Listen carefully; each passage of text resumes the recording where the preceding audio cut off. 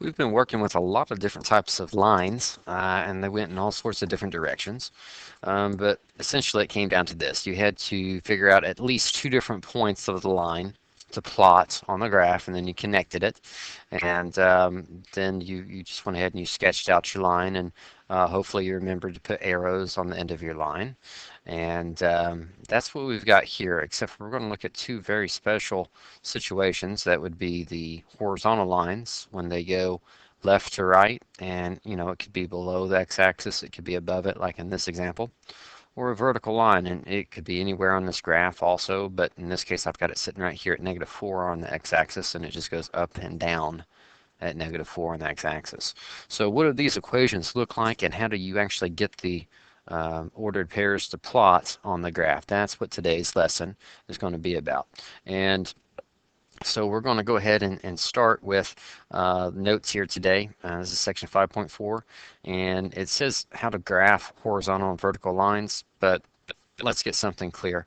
At this point, I expect that if you know how to build an XY table, like if X is 0, then Y is 2, and this is 1, and that's 4, and this is 2, and that's 6.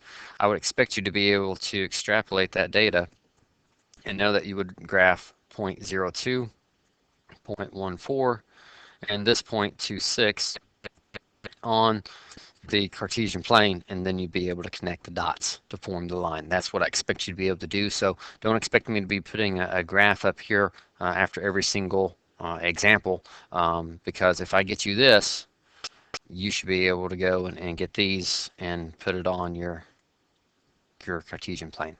So here we go. Let's take a look at it. You'll know that it's a horizontal or vertical equation when you see one variable there. Yes. You don't see an x variable? Okay. Yeah, there's no x there. That means it's going to be horizontal.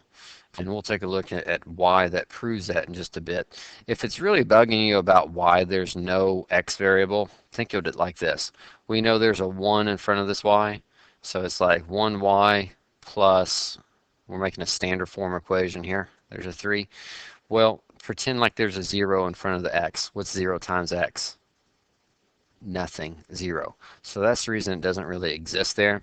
It still satisfies the idea that this is a linear equation, but don't think too hard about it. If you want the easy way, look at it this way. There's no second variable, there's no x, so it's horizontal. So what do? Let's go ahead and make our xy table. And you'll like this part. I know what y is going to be every single time. Y is going to be 3.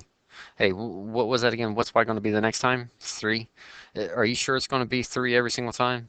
Yes, because the equation says y equals 3. Now, let's go back to this idea of 0x plus y equals 3. We said that x doesn't really exist because there's a 0 in front of it, and 0 times anything is 0. So let's go plug in a 0. What's 0 times 0? 0. Did it affect y equals 3? No. Once we made that 0, y still equals 3. How about 0 times, how about 1? So 0 times 1. Well, 0 times 1 is 0. Does y still equal 3? Yes. How about 2? Does 0 times 2 equal 0? Yeah, and so 0 plus y equals 3. So no matter what number you put in here, I could put -100, y is still going to be 3. Now, why is it a horizontal um, line? Well, let's go and graph it. Here's my y-axis, very quick and dirty. There's my x-axis. Where's 0, 3 at? Let's just call it right there. Where's 1, 3 at?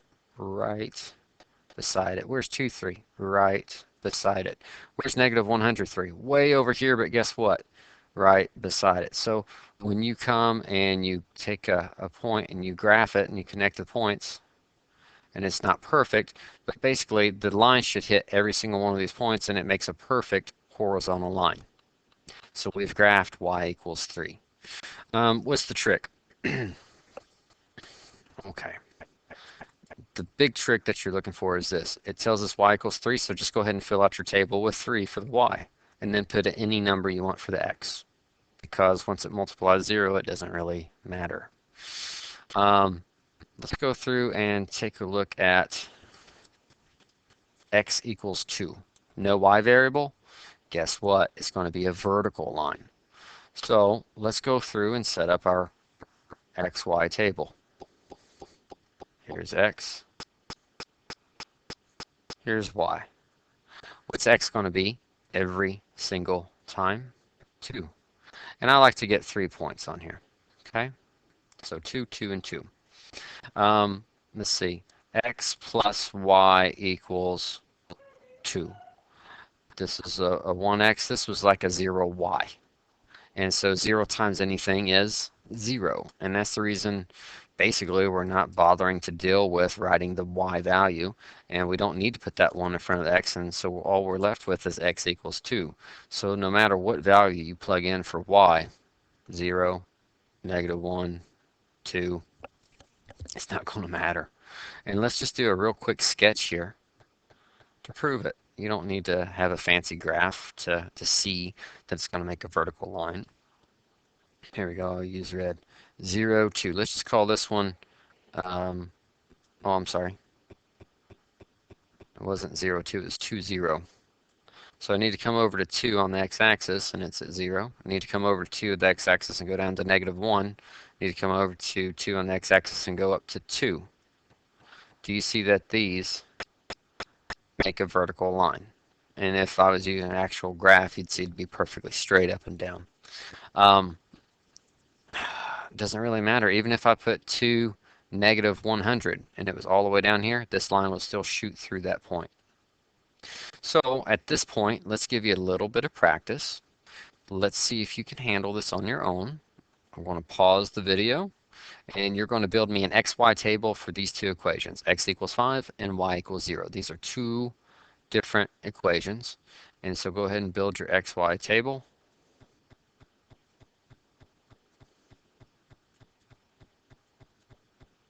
And fill it in with 3 sets of ordered pairs. So basically, I want 3 points that I could graph. All right, go ahead. For this one, x equals 5, so I know it's going to be 5 every single time. And then I just put in whatever I want for the y. It could be anything for the y. For this one, y equals 0, so put 0 every single time, and put anything you want for the x. If you notice, I just put 0, 1, and 2 both times. That's fine. And you could go and graph these. And it shows you that this one is going to be a vertical line. Here's 5, 0. Here's 5, 1. And here's 5, 2. See how it goes straight up and down? That would work. And then over here, all we have to do is envision 0, 0. Well, let me get a red so it's easier to see. Right here. How about 1, 0? Right here. 2, 0. Right. You know what? The whole x-axis is actually going to be my line in this case. And it's possible. You see that quite a bit, where you can have an x-axis, the y-axis actually be the line that you're going to graph. But y equals 0 is the x-axis, essentially. All right, now those are really easy, you know, when you've got these equations with like y equals 3, x equals 2, x equals 5, and y equals 0.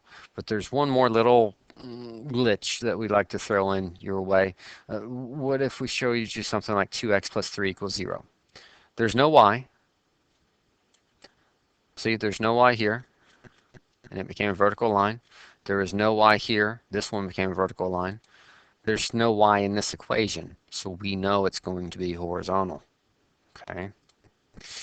So what do? Solve for the variable. Get this x all by itself. If it was a y, we'd get the y by itself. So we subtract 3 from both sides. That gets us 2x equals -3, and then we just divide both sides by 2. So x equals, just keep it as a fraction. So let's do this. Let's make my xy table. And now that we've solved for the variable, I know that x is going to be -3/2 every single time.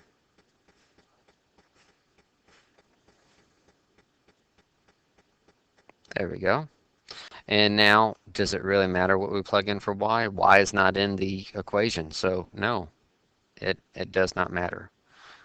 So we'll just plug it in, and there's our 3 points. And if you're wondering what negative 3/2 looks like, well, negative 3/2 is the same as negative 1.5, right?